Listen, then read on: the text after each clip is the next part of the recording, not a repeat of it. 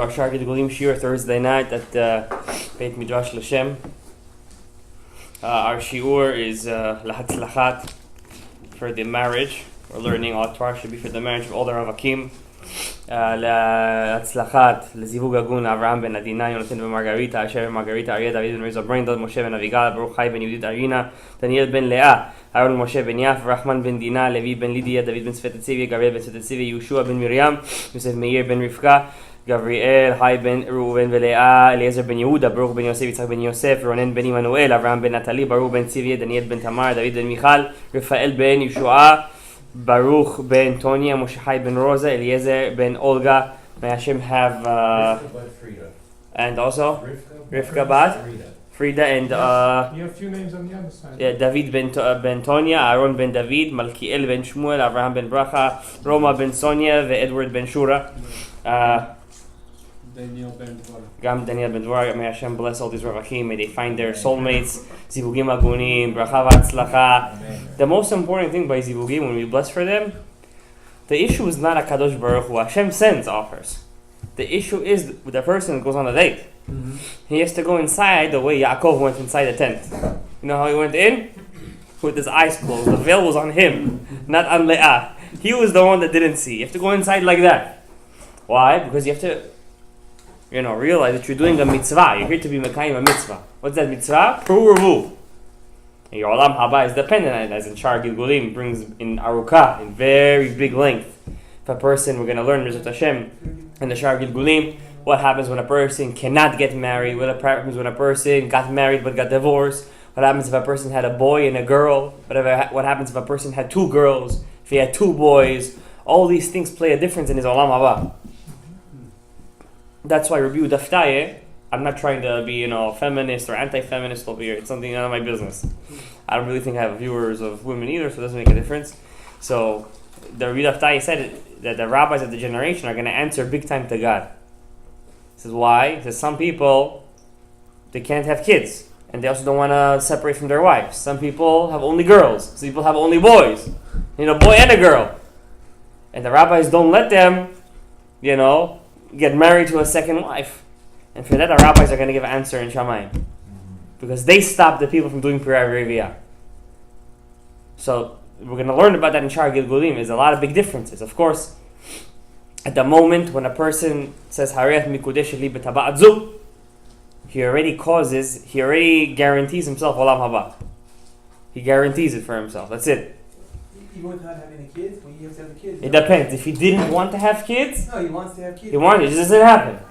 Right? So this, like we said, the Sha'ar Hagilgulim goes into a lot of details. There's a lot of different categories over here. I don't want to get into everything. It's a discussion for a later time. Today, the last paragraph over here in Perek Bet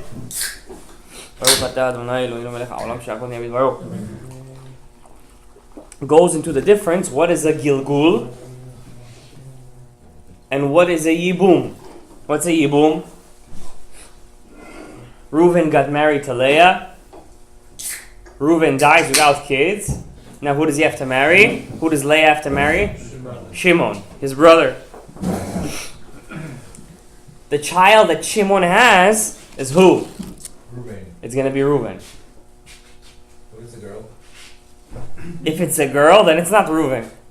It's going to be a boy. Torah says it has to be a boy. Okay? The whole point of the Yibum is to enliven the Zera. When I say Zera, it's not the actual name, like he's carrying the family name, because if he has many brothers, they anyways carry the family name. I'm a Gadaev, he's a Gadaev, and he's a Gadaev. What's the difference? Rather, your own family name. What is that? The person himself. You have to have a continuation in this world.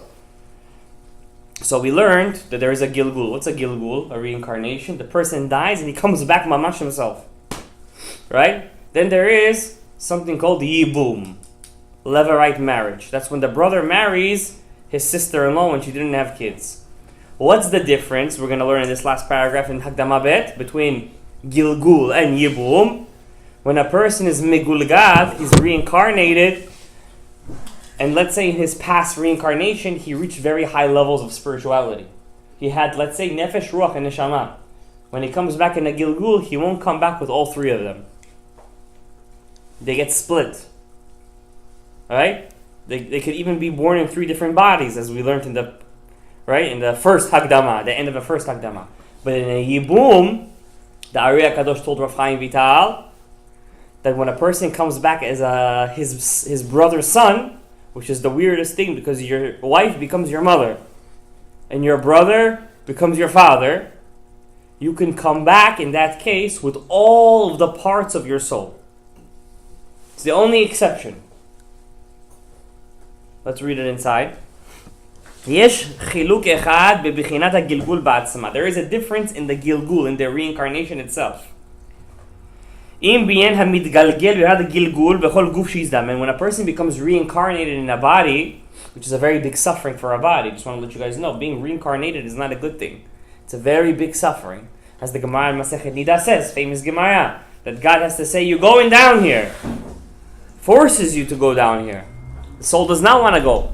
The soul rather go to Gehenom. Why? Suffer for 12 months and then go to Gan Eden. Or come back here, work again, get married again, have children again, change the diapers again, do everything again. For what? For another couple of Olam Haba. It's okay. I could save that. I don't want to go through that problem. Hashem says, no. Baal Korchecha. You're coming down against your will. So when he comes back down in a body, but when he comes back down by his brother, which is the craziest thing in the world, how brothers are connected, right? If a person has a brother, you show him that you guys are very connected, because technically speaking, every brother could go through that concept called Yibum, Levirate marriage. So that means brothers share a obvious connection, that he could bring down his brother's soul. Father can't do that. Sister cannot do that. Grandfather cannot do that. Only your brother. Okay? That's called Yibum. It's not called Gilgul. Gilgul is something else, and Yibum is something. What's the difference? When a person comes back b'bchinat ha'Gilgul, lechach hinei einam mitgalim b'yachad shloshtam Aaron v'lo shneim b'yachad. You can't come back with all the parts of your soul, Aaron. Everything that you worked for, you're not going to get them all back when you're reincarnated. You have to start again from the beginning. There's no such thing a person is born already an Einstein. Imagine you were born, you already remember all the reincarnations you had. You know when to make a mistake, when to not make a mistake, who to get married to not get married to. What's your capacities in life? No, you start from the beginning. You can't start from the top. You can only start with the nefesh. Again, you start from the nefesh. עד שתתקן. ואחר כך בגלגול אחר, הנפש והרוח לבדם אז יתוקן הרוח. And then he has to die. Comes back, now he gets his second part back, his ruach. אחר כך בגלגול אחר, הנרן עד שתתקן נשמה, then he dies and comes back, then he gets his neshama. Wow. So a person who reached a very high level and died, and he didn't fix himself and comes back as a reincarnation, whoa, he has to come back in so many Gilgulim to get all his parts back. It's sad. So what does that mean? A person who's on a very high level and he falls, he breaks. Let's say we bring an example, let's say Korach. Right? Korach was in such a high level, right? He was a shorish neshama and he fell. He fought with Moses, Moshe, he fell. It's his cousin, right? He fell. Till today he's coming back in the Gilgul. Till today. How? How many years passed since then? That was like in the year 3,500 something. We're in the year 5,179. It's like 2,000 years passed. He's still coming back in the Gilgul. Because imagine what kind of soul he had and how much he lost. That's why Rabbi Yehuda Levi Ashlag, the Baal Sulam, said something very amazing. He said, it's not always good to be born as a big soul. Sometimes it's good to be mediocre. Why? You have less responsibility. What's easier to fill up? A small cup? 8-ounce cup? Or fill up a whole 2-liter bottle? When God brings you into the world, He only gives you either you have a cup or a bottle. So you want to be the bottle. Why do you want to be the bottle? Because you're bigger, more control, more power, right? But the Baal Shalom says no. You rather stick with the 8-ounce cup. Why? You think God is going to judge these two people the same? No way. You think God is going to expect them both to do the same thing? No way. So sometimes it's better to be with the Pashtanim, with the simple folk, right? And it's not just the Baal Sulam. The Baal Shem Tov was very big in that, to deal with the simple folk, because they reach their 100% much faster than a very big rabbi does. Because let's say a guy is a garbage collector, and he reached 100% when he was 30 years old, and a big rabbi, tzaddik ador, posek ador, by the end of his life he only reached 70%. Who's more important in Hashem's eyes? The big vessel that only reached 70%, or the small vessel that reached 100%? 100%, small one. That's why the Pirkei Avot says, be careful, there's always a guy who has it up. There's always somebody, Al tisachik im hasha'ah, everyone has a sha'ah in this world, There's always somebody with a smaller cup. So the smaller cup and reached higher than you. Some people, their whole yi'ud in their life, their whole mission in life is just to learn a daf of Gemara. That's all they could do. That's all they have mental capacity. Huh? I don't know. It depends on them. There's a famous story of Moshe Feinstein, right? ואז נשלמו גלגוליו לאל.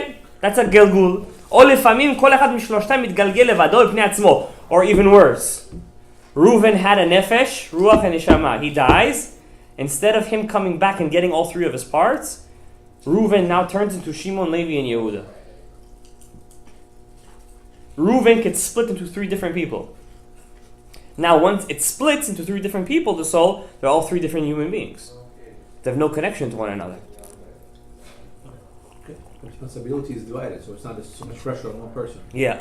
So is it better to get all the parts that you had back, or it's better to split the responsibility? But when he comes back in Olam Haba, now Reuven is not gonna share whatever Shimon, Levi, and Yehuda had. How much split then? Huh? How much could it split? No, how come it split then? It splits because Hashem sees that Reuven, if he would come back as Shimon and try to get all three back, he'll never succeed. What's the splitting? The reason for splitting? It did not The reason share it in all about. I'm going to explain to you. Adam HaRishon, for example. Let's start from the beginning. Adam HaRishon, he dies. What's it better? Adam comes back in a reincarnation and does the whole job again? Or the world should go for 6,000 years and fix Adam's sin? What do you think is easier? Gabriel, what's easier? Adam should die and be put back in Etz Hadat and do the test again? Or let's do 6,000 years with Holocaust and Spanish Inquisition and this. Which one's easier? One person comes back as every day? Not according to God. We know he's going to fail, that's right. Hashem said, it's better that Adam should not die, have kids, and his soul should be split till the end of time. That's going to be easier, tikkun, than him coming back and doing everything himself. With all that tzarot, it's easier. Because if Adam is going to come back again, he's going to fail again. How does Hashem know? El Nora Alila. What do we say before Yom Kippur? We close the door. Hey, we all love that song. You know what that means, that song? It means, God, at the end of the day, you're the playmaker. So please, don't blame us. You know who said that song? Adam HaRishon. Because Adam HaRishon saw himself being split into so many pieces, he freaked out. He even regretted giving King David 70 years at the end. You know that? He regretted even that. He didn't want to lose 1 second of his life. He lived for 930 years old. It's ludicrous to even think. You know what to live for 1,000 years is? Is there any point of living at that age? More mitzvot. But still, he didn't even more mitzvot. But at the end of the day, even with those more mitzvot, he could never have passed the test of Etz Hadat. It's crazy, right? That's what he's saying over here. You understand what I'm trying to say over here? So sometimes when Reuven passes away, he'll never come back as Reuven again. Also Moshe Rabbeinu. I don't think Moshe Rabbeinu is off the hook. Moshe Rabbeinu. What is the last pasuk in the Parshat Ha'azinu says? V'kama am hazeh v'zana, right? It's a famous drasha that Moshe Rabbeinu comes back in every reincarnation, in every generation. And so like Moses, Eliyahu Hanavi comes back in every Brit Milah. He completed his life. Huh? He completed his tikkun? How did he complete his tikkun? He only had 2 boys. According to one of them. But halacha follows Beit Hillel. How did he complete his tikkun? He didn't do any mitzvot in Eretz Israel.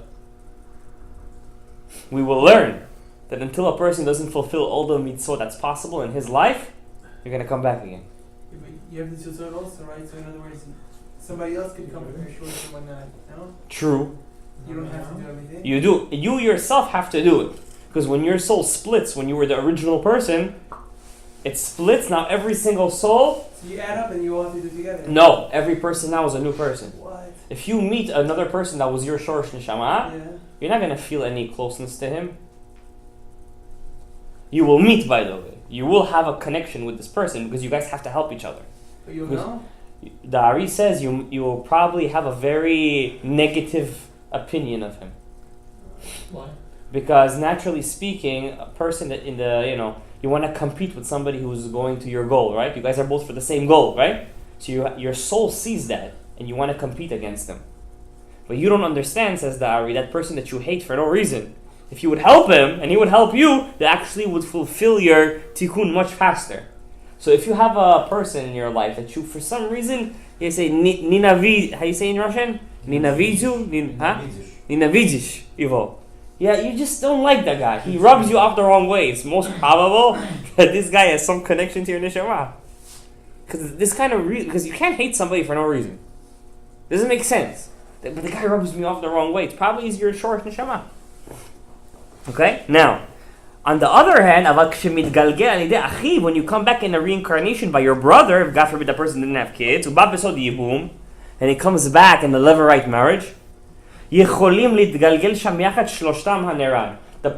person that will come back, Reuven, when he comes back as Shimon's son, his brother's son, says the Ari, that you could come back with all your parts.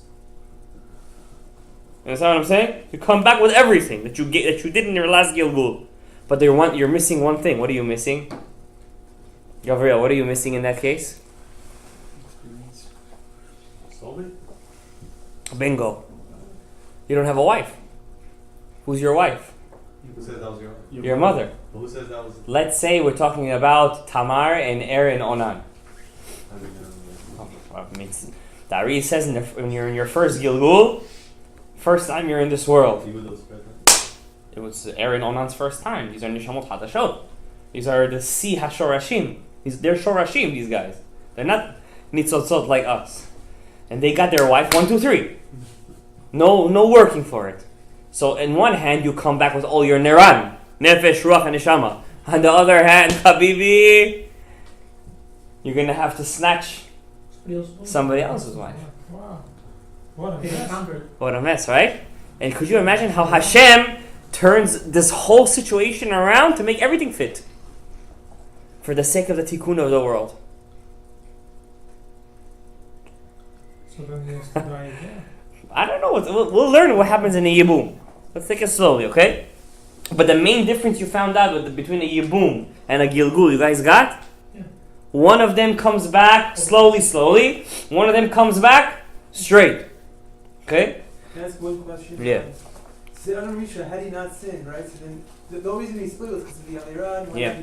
So had he not sinned, would we not come into being? We would still be You and me would not be here. Maybe not Adam They Rishon. would, the souls that Bezrat Hashem we will bring to this world when Mashiach comes, which are called Nishamot HaPanim, which never came to this world. They were not even inside Adam HaRishon. Wow. Those would have been born.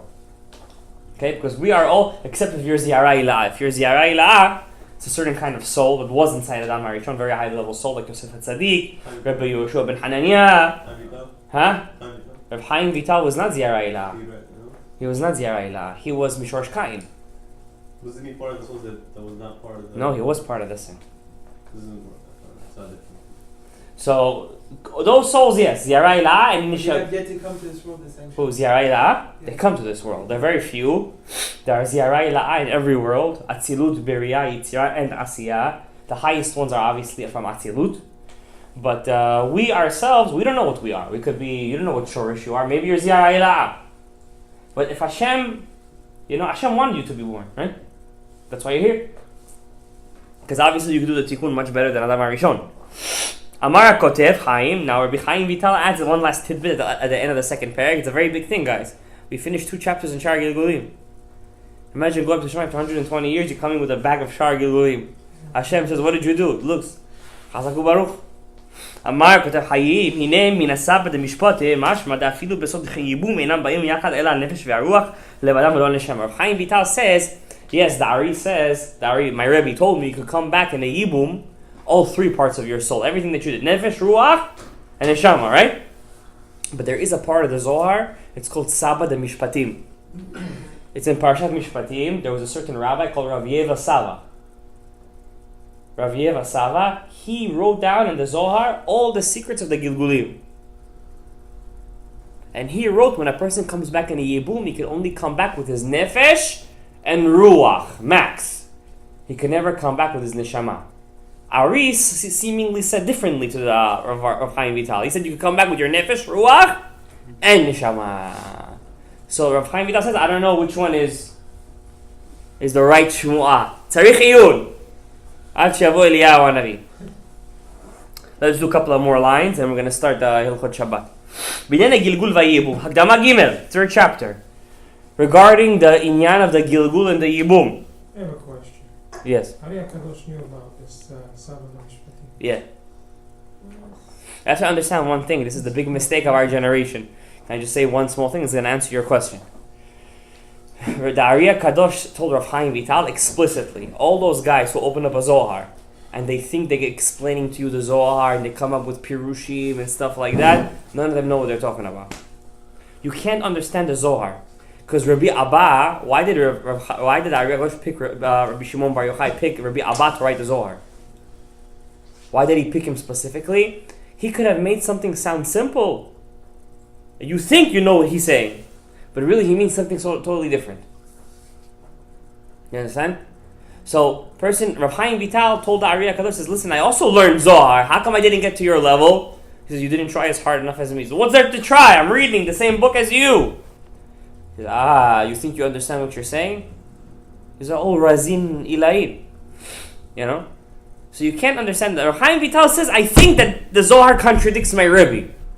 But maybe Rav Chaim Vital wrote that on purpose to trick you. Because guess who was Rav Chaim Vital's Gilgul? Rabbi Abba. Rav Yeva. Huh? Rav Yeva also, so you... Rav Yeva was part of his Shorsh Neshama, but he wasn't actually his Gilgul. He was his Ibur. He had a very big connection with him in the Ibur. It's like Neshama. Very close to his Neshama. Very close. Abaye is Rav Yeva. And Abaye is the only rabbi to have all his Neran from Shorish Kain. He was the only one. And Ari hinted to him that Rav Yeva and Abaye are probably the same person. Maybe. So therefore, Rav Chaim Vital, who's Shorish Kain, was very connected to them. But Rav Chaim Vital was, in essence, the Ari HaKadosh said, he hinted to them in a very big way that you're Rabbi Abba. So Rav Chaim Vital, sometimes when he writes Tzarich Iyun, he's not doing that because he needs the Tzarich Iyun. He wasn't confused. He wants to confuse you. Because not everybody, who comes to this limud is going to stay at the end of the day. And, just because a person finishes, let's say I finished Sha'ar Hagilgulim, it means I finished my mission? No. I stopped learning, it means I got thrown out. You have to always learn, right? Like Siyam Mashas, always keep on going, get higher levels, more asagot, more dvekuta Hashem. Find out your Shorish Neshama. I was reading today a book. It says over there, when a person wakes up from his sleep and he has a pasuk in his mouth. He wakes up with a pasuk. He has a small nevuah. Yeah, when a person in his sleep, small nevuah, dreams are 1/60th of prophecy. So, every Jew could reach, and I told you guys this many times before, the Rambam says, for Mashiach to come, we have to be in a level of prophecy. There have to be prophets. Before Mashiach comes, and the Rambam gave a date when prophecy has to be revealed again. Obviously, the date passed and didn't come. But a lot of new stuff are being revealed in our generation. Maybe, this never happened in any generation. As we're sitting over here learning Sha'ar Hagilgulim. That's for sure. So that's already a very big step towards Mashiach. Let's read a couple of more lines and we're going to end. B'yan Hagilgulim v'Yibur. In the inyan of a Gilgul, a Yibum, and a Ibur. וזה לשונו. ראיתי להרחיב יותר בדרוש זה של הגלגול והייבום והעיבור. The Marchu already is telling us from the beginning, these three words, Gilgul, Yibum, and Ibur, that's the main focus of the whole Sha'ar Hagilgulim. Everything is based on these three ideas. Bechinat Ibur hi b'chayim. Ibur, as we explained many times in our shiurim, Ibur is something that you get while you're alive. You're walking around in the street, Aaron, boom. You have a ibur inside of you. Yeah. Retzelomar, what does that mean? Ki lifamim, sometimes, yizdamin li'ad adam is a mitzvah v'yasena ketikna. You'll be walking around and suddenly somebody stops you in the middle of the street. Please, I need money, I need to give tzedakah, I need tzedakah, please. And you're in a jolly mood that day. And you decide to give the guy not 10 cents, not $10. You give him $500. And that guy needed exactly $500. Bam! So that, what does that mean? You did the mitzvah of tzedakah ketikna. Why? You gave him exactly what he needed. And because he did that mitzvah the right way, az yizdamen lo nefesh echad min ezet tzadik kadmon. Because he did that mitzvah correctly, there will be a soul of a tzaddik from the early generations that he himself asa oto mitzvah atzma ketikna. He did that mitzvah too, tzedakah, very well too. That was his thing. The kevan sheni damu yachad, since you did something you replicated his actions. Beinyan mitzvah zot, regarding that mitzvah that you did, Aaron. Yit'aber bo nefesh tikazet, that soul of that tzaddik will come inside of you. Amazing. This isn't fantasy. This is the real stuff. Velo, not only that, shekam efshar shibiyot gam atzdik hu yimetzeh be'imut olam v'chayav. It's a bigger chiddush. You could even get the ibur of a soul of a tzaddik. That tzaddik is alive today. Yeah. Tit'aber no bon nafsho l'siba niskar. כי כאשר האיש הזה יעשה איזו מצווה או מצווה מתייחסת לצדיק ההוא, גם הוא עשם כמו כתקנם. When you do a mitzvah the same exact way that any tzaddik did or has done, even if that tzaddik is still alive, אז תתעבר בו נפש הצדיק ההוא, then that soul of that tzaddik can come inside you, even if he's alive.